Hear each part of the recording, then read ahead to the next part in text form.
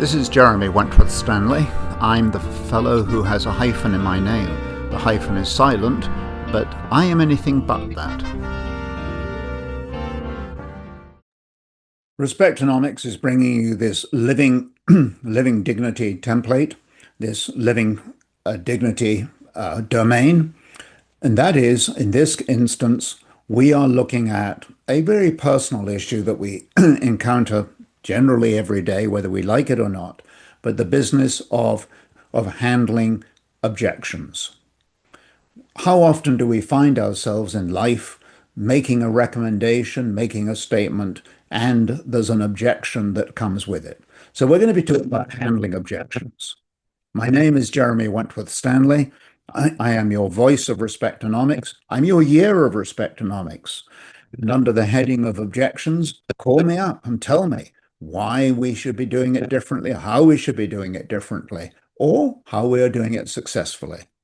Handling objections is being brought to you by Respectonomics.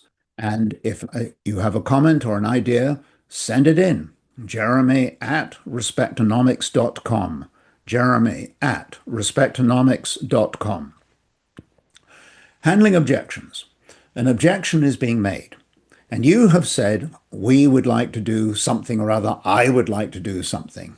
So let's take a look at two sides to the coin. First of all, the presentation of the idea. To state, I believe, what would be quite reasonable and quite obvious is that when we have a proposal to make, it's always a good idea to make it when you think or believe that you've got an acquiescent audience. I hear people saying to me, I can't handle that now, tell me another time. And those are perfectly reasonable. I think one of the opening lines is, do you have a moment to speak to me now, please? Meaning, in other words, somebody might just say, no, I'm boiling potatoes, I'm busy. I can't hear you at the moment. That isn't negating your recommendation or your proposal, but rather giving it a sense of timeliness. Therefore, what we're talking about here in the first port of call is, do you have a minute to speak to me now, please? By the way, next time somebody calls you on the telephone, maybe even sends you an email, it never usually starts with, do you have time to consider this now? Do you have time to speak to me now, please? It is an extraordinary thing. It's almost like there's a forced entry into our lives, and we should not be forcing entry into other people's lives. Do you have a minute to speak to me now, please? Do you have a moment to look over this recommendation? Starting gate. So we're getting ourselves into a space where we can be felt to be wanted, to be included.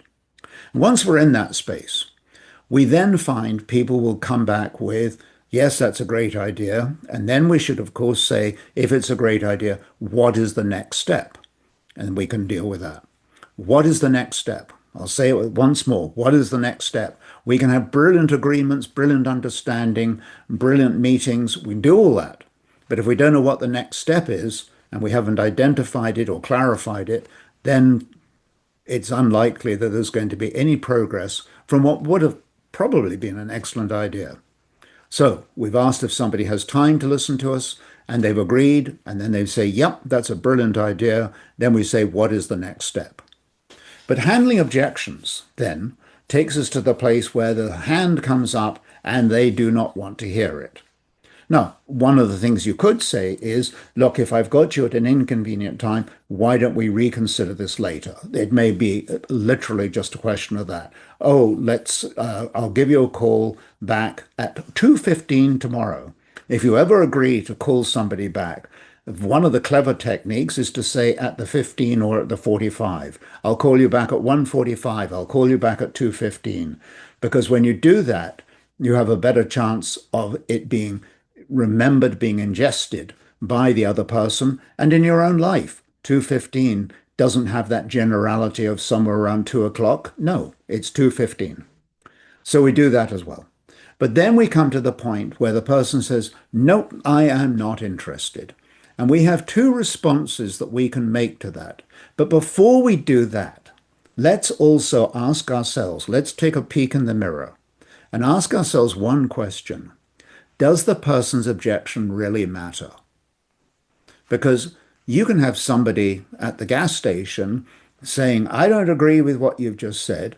You're never going to see that individual again. You may not be at that gas station itself ever again. You can just literally ignore it. After all, if you get a piece of, something, piece of dust or something, or feather or something on your jacket, what do? You flick it off.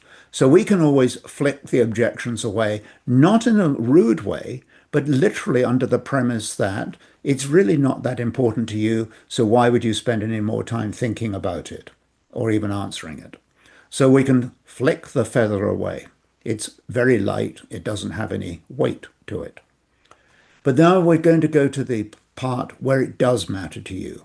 You've made a recommendation, you've made a proposal, and the person has said, no way, Jose, I am not going to do that. I have no interest. And there are two answers that are helpful. One is, gosh, you say that with some degree of conviction. Do you mind if I ask you what your reason is? Because when you admit to somebody that you've just heard what they've said, and you admit that they say that with some degree of conviction, then you are being so respectful and saying, you say that with some conviction. Do you mind if I ask you what your reason is? Even the do you mind is a very effective way of drawing yourself into their space without intruding. Do you have a minute to speak to me now? Do you have any objection? Would you mind telling me what this reason for this kind of conviction is? You said it with some conviction. You're admitting that you heard the conviction, and now you're saying, gosh, I hear the conviction. Can you expand on that a bit, please? Do you see what you're doing? You're hearing the message, you're hearing the conviction, you're hearing that it matters to that other individual. And what can be more respectful than answering in a manner that respects the manner in which it was delivered to you? That is what you're doing. It's like a mirror. So that's the one thing. And the other one is, you said that with some conviction. Do you mind if I ask you what your reason is, or would you care to expand on that? The other one is this. The person says to you something that almost sounds angry, and it doesn't have a sort of intellectual response written into it. It's a sort of, what the heck are you talking about? One of those really dismissive, charging rhino. You just feel like you're just ready to get squashed. Now, we've agreed that this individual is one to whom you wish to respond. It's worth it for whatever reason. Maybe you've got an issue that you know needs resolution, or you may be helping somebody to understand where they are or what they're doing, and whatever it is. But one of the approaches that is so helpful is you've heard the message, you've heard this pushback, and then what you say is, you say that with, I'm sensing some frustration, quite a lot of it actually. Do you mind if I ask you what the reason for it is? This happened to me personally. An individual that I had visited, and I had said there was going to be a seminar, and I asked him if he'd like to attend. And he got very angry, very frustrated, and said, there is no way I am going to attend that meeting. And I think most of us intellectually or rationally would think, what's wrong with the meeting? What's wrong with the timing? What is it? What is it? And in fact, I came back with the approach and I said, well, you're saying that with some degree of frustration, I think. I'm sensing some frustration. Do you mind if I ask you what your reason is? Never forgotten the answer. The answer was, well, actually, I'm hard of hearing. And when I'm in that kind of venue, I find myself getting very distracted and I find it very difficult and I find it frustrating. So I just don't go into those kinds of settings. Well, it was easy enough to say that there was going to be a live stream of the meeting, and I could arrange to make sure that he saw it and got it. But you see what's happened. In the one case, the first one we talked about, we said, you say that with some conviction. Do you mind if I ask you what you're thinking about? Or you said that with I'm sensing frustration here or anxiety. Do you mind if I ask you what your reason is? And they're both open-ended questions. They're non-judgmental.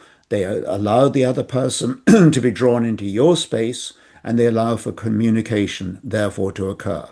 Communication is from the Latin. You've heard me talk about this.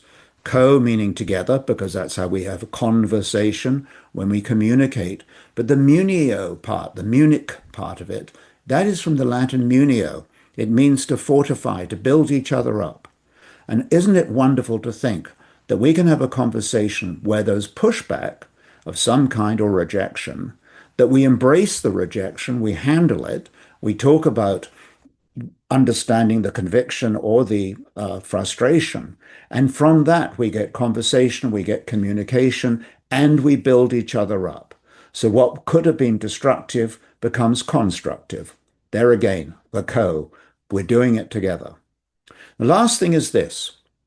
When somebody makes a statement that you disagree with, and you really think this is off the wall, one of the finest techniques or approaches is to repeat back to that individual what they've said.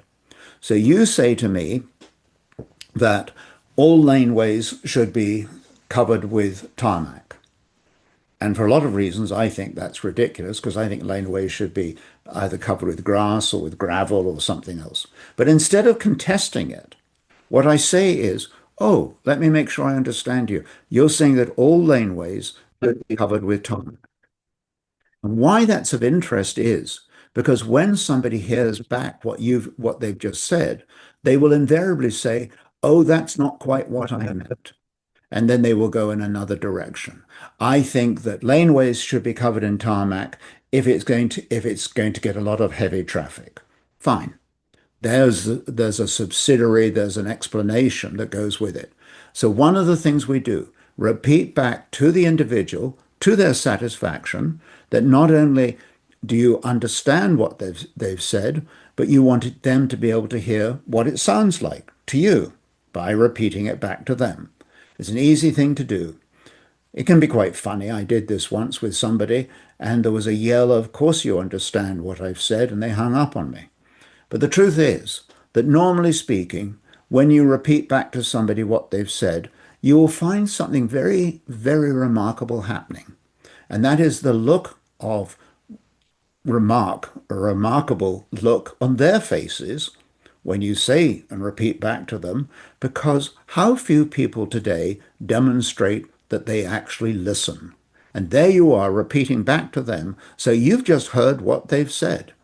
That is both dignifying, it's respectful, and of course it creates a basis of great communication. So we can look at the so-called confrontational discussions rather being as building blocks. We can do more with them that's going to bring us into a place of communication, of correspondence, of conversation, and being able to build each other up.